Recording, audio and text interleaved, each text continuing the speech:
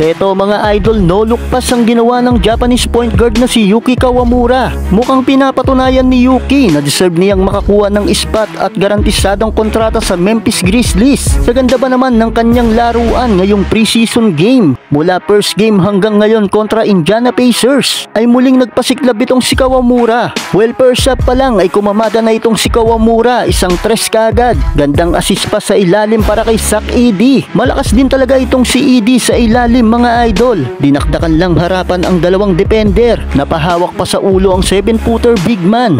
Second quarter mga idol, muling tumirada ng isang tres si Yuki Kawamura. Well, habang si Zach Edey naman ay nambubuli pa rin sa ilalim. Malakas mangaldag itong si Edey mga idol. Well, pagdating ng second half, grabe talaga itong si Edey. Hindi na mapigilan. Offensive rebound sinundan pa ng isang dakdak. Hindi takot sa tatlong bantay itong Memphis big man. Habang no look pass naman ang ginawa ni Yuki Kawamura. Hindi makapaniwala ang commentator sa ginawa niyang ito. Grabe ang court vision mga idol. Pumahabol pa ng isang lob pass ala CP3 itong si Yuki Kawamura. Well, natapos ang laban na nakuha ng Memphis Grizzlies ang panalo. Final score 120-116. Ito na ang ikatlo nilang panalo ngayong preseason game. Nakapagtala ng 10 points, 7 assists si Yuki Kawamura, habang 23 points, 9 rebounds naman para kay Zach Edey.